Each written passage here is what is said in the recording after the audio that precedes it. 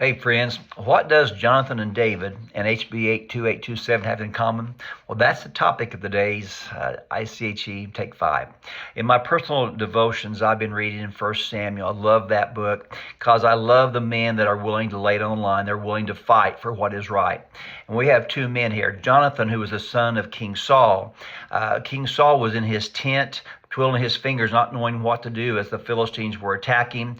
But while he was doing that, Jonathan saw a garrison of the Philistines across the distance up on a hillside.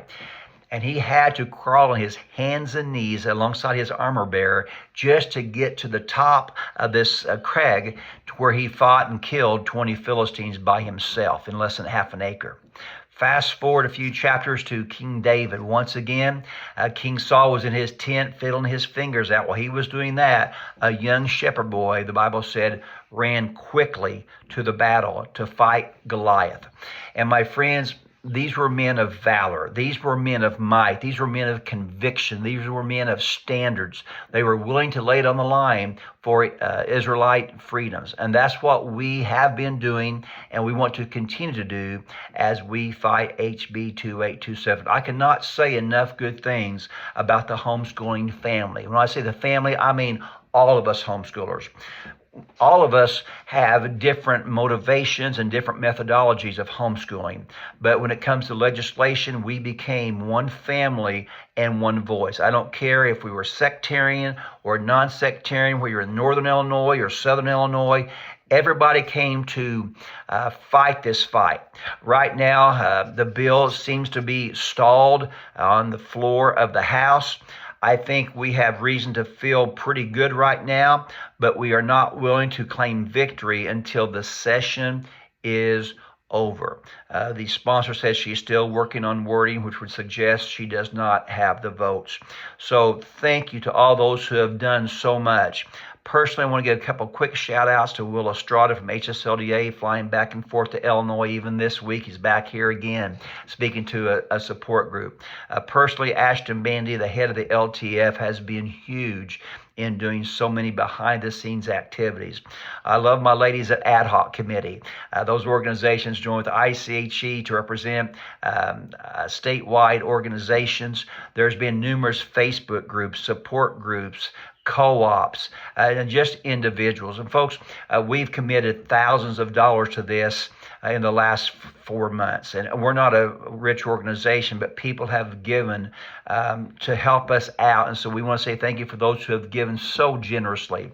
But also witness slips, 7,000 go to Springfield to be there in person. I mean, you folks have sacrificed. You know, in leadership, they have this thing called the Pareto principle. And the Pareto principle is you get 80% of your work from only 20% of your people. Well, I know we had a whole lot more than 20% of homeschoolers in the work. There was a bunch of people working for this, and that's why at this point we feel pretty good about where we're at. But having said that, we want to be like Jonathan and David. When the fight comes, we're going to be there. Politicians come and go. Legislators come and go. But homeschoolers will remain adamant about their rights and their freedom to homeschool here in the state of Illinois. This last 3 or 4 months, Virginia's had an attack on their homeschooling rights. Just last week, I read in HSLDA's magazine that Minnesota, they had an amendment on the Senate floor that was passed. And again, that means people didn't have a chance to fill out witness slips or give their opinion. It was just passed quickly. It's not passed the House yet, but this bill would greatly hinder homeschoolers in the state of Minnesota. And so we see this happening on a national level. I don't anticipate it's going away because there are a lot of folks who'd love to kill homeschooling. They would love to stop homeschooling in its tracks because it's a place of freedom, freedom of thought, freedom of action that we must continue to fight for. Already we're having meetings to deal with next year's potential legislation. I've appreciated the folks from Madison County, their county board, what great vision the board members had to stand up for freedom for their people. They passed a resolution against HB2827. What if we all went out next year and we had all the counties in Illinois have their county boards pass resolutions against this bad legislation? legislation. Folks, that's what we must do. We must stay true to the fact. And so I want to say again, thank you for all those who have worked so hard and who have done so much. While we don't claim victory yet, we see that God has been faithful. And that's the point I want to leave today. As I read in Samuel once again, God gets the glory. Yes, the horse is made ready for battle.